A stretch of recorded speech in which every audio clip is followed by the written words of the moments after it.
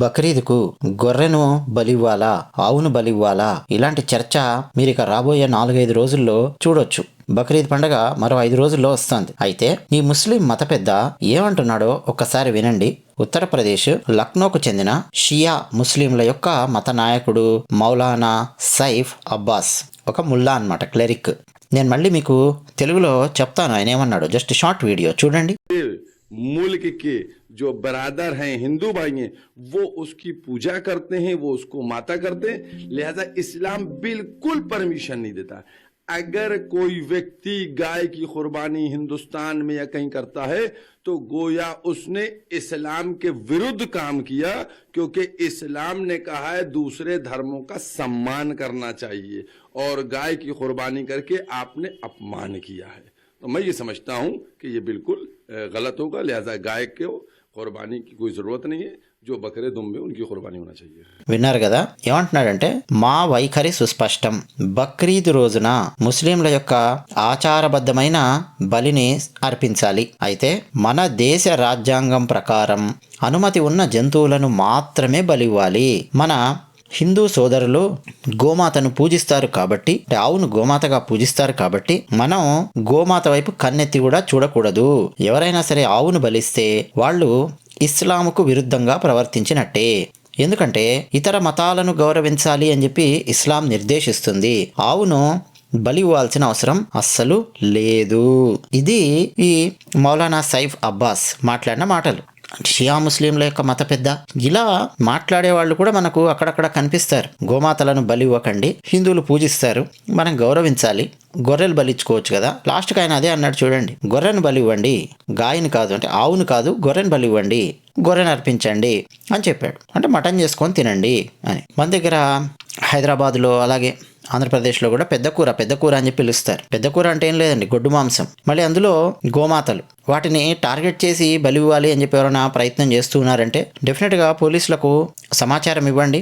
ఖచ్చితంగా మీడియా దృష్టికి కూడా తీసుకొని రండి. పెద్ద పెద్ద మీడియా ఛానల్స్, న్యూస్ ఛానల్స్ దృష్టికి తీసుకొని రండి. అలాగే ప్యారలల్గా పోలీసులకు కూడా సమాచారం ఖచ్చితంగా అందించే ప్రయత్నం చేయండి. గోమాతలను కాపాడుకోవాల్సినటువంటి బాధ్యత అందరి మీద ఉంది. అయితే మనలో చాలామంది ఏమనుకుంటారంటే, ఏముంది బక్రీద్ అనగానే ఎక్కువగా ముస్లిమ్స్ హైదరాబాద్ ప్రాంతంలోనే ఉంటారు, హైదరాబాద్ ప్రాంతంలోనే కదా ఎక్కువ చర్చ్ వచ్చేది అని చెప్పి అనుకుంటారు. కాదు. ఆంధ్రప్రదేశ్లో కూడా చాలా ప్రాంతాలు ఉన్నాయి. డెఫినెట్గా అక్కడ ఉండే ఎస్పీలకు వాళ్ళకి సమాచారం ఇవ్వండి. ఇప్పుడు ఫర్ ఎగ్జాంపుల్ ఎస్పెషల్లీ చెప్పాలంటే 2008లో ఏర్పడింది. 2009లో ఫస్ట్ టైం అక్కడ ఎలక్షన్ అయ్యింది. గుంటూరులో ఈస్ట్ అనే కాన్స్టిట్యుయెన్సీని ఏర్పాటు చేశారు. గుంటూరు జిల్లాలో దానికి గుంటూరు ఈస్ట్ అంటారు. ఆ కాన్స్టిట్యుయెన్సీలో 2014 ఎలక్షన్స్లో చంద్రబాబు నాయుడు గారు తన పార్టీ తరపున మద్దాలి గిరిధర్ రావు ఆయన నిలబెట్టారు. మద్దాలి గిరిధర్ రావు గారు ఓడిపోయారు. ఎన్ని ఓట్ల తేడాతో ఓడిపోయారో తెలుసా? జస్ట్ 4,000, రఫ్గా 4,000 ఓట్ల తేడాతో ఓడిపోయారు ఆయన. ఎందుకని? మీరు వెళ్ళి మొత్తం గుంటూరు ఈస్ట్ అసెంబ్లీ కాన్స్టిట్యుయెన్సీ గురించి మొత్తం చదవండి, మీకు అర్థమవుతుంది. 2008లో డీలిమిటేషన్ ఆర్డర్స్ అని చెప్పి పెట్టి చాలా చేంజెస్ చేశారండి ఆంధ్రప్రదేశ్లో. ఈవెన్ హైదరాబాద్లో కార్వాన్ నియోజకవర్గంలో హిందువులు గెలుస్తూ ఉన్నారు అని చెప్పి అక్కడ చాలా చేంజెస్ చేశారు. లంగరోజు వైపు చాలా చేంజెస్ చేశారు. చాలా చేంజెస్. అందులో గుంటూరు ఈస్ట్ కూడా ఒకటి. అక్కడ మీరు హిందువుని నిలబెట్టారంటే చచ్చినా గెలవడు. నీవు ఏ పార్టీ అన్నా కానీ ముస్లిమ్స్నే నిలబెట్టాల్సినటువంటి పరిస్థితి. ఇప్పుడు ఎవరనుకుంటున్నారు? మహమ్మద్ నసీర్ అహ్మద్ గారు, ఆయన తెలుగుదేశం పార్టీ నుంచి ఎమ్మెల్యే అయ్యారు 2024 ఎలక్షన్స్లో. అంతకుముందు 2019, 2014 ఎలక్షన్స్లో మహమ్మద్ ముస్తఫా షేక్, వైఎస్ఆర్ కాంగ్రెస్ పార్టీకి చెందినటువంటి ఎమ్మెల్యే. అంతకుముందు 2009లో షేక్ మస్తాన్ వలీ, కాంగ్రెస్ పార్టీ 2009 రాజశేఖర రెడ్డి గారు ఉన్న టైంలో. సో చిన్న ఎగ్జాంపుల్ ఇస్తున్నా మీకు. ఏదో హైదరాబాద్లో మాత్రమే అలా ఉంటుంది డెమోగ్రాఫిక్స్ అని చెప్పి మీరు అనుకుంటే పొరపాటు. చాలా చోట్ల ముస్లిం డెమోగ్రాఫిక్స్ అధికంగా ఉన్నటువంటి ప్రాంతాలు ఉన్నాయి.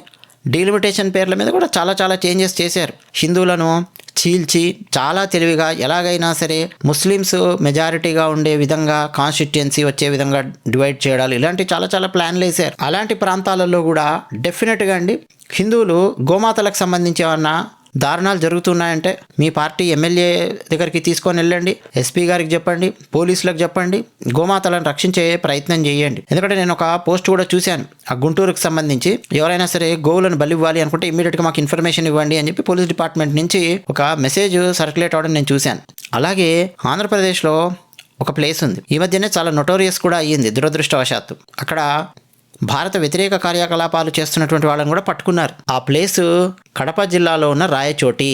ఒంటెలకు సంబంధించి కూడా మీరు అక్కడ మార్కెట్లు అన్నీ కూడా చూడొచ్చు. బక్రీద్ టైంలో గోమాంసం ఎగుమతులకు సంబంధించి ఒంటె మాంసాన్ని పంచడము, దానికి సంబంధించి చాలా న్యూస్ వార్తలు ఇవన్నీ చాలా వచ్చేవి. కానీ దురదృష్టవశాత్తు ఏంటంటే సెక్యులర్ పార్టీలు భయపడతాయి, ముస్లింల ఓట్లు పోతాయేమో అని చెప్పి భయపడతాయి, మత కల్లోలాల లెవెల్కి వెళ్తుందేమో అని చెప్పి భయపడి ఏమనకుండా ఉంటాయి. ఒకసారి వెస్ట్ బెంగాల్ని ఉత్తరప్రదేశ్ను మనం ఉదాహరణగా తీసుకోవాల్సిన అవసరం ఉంది. సువేందు అధికారి ఆయన వచ్చి 10 రోజులు కూడా 10 రోజులు అయింది అనుకోండి. ఆయన ముఖ్యమంత్రి అయ్యి జస్ట్ 15 రోజులు అయ్యింది. ఈ లోపే గోమాంసానికి సంబంధించి చాలా సీరియస్ నోట్ ఒకటి తయారు చేసుకొని దాన్ని అఫీషియల్గా రిలీజ్ చేశారు.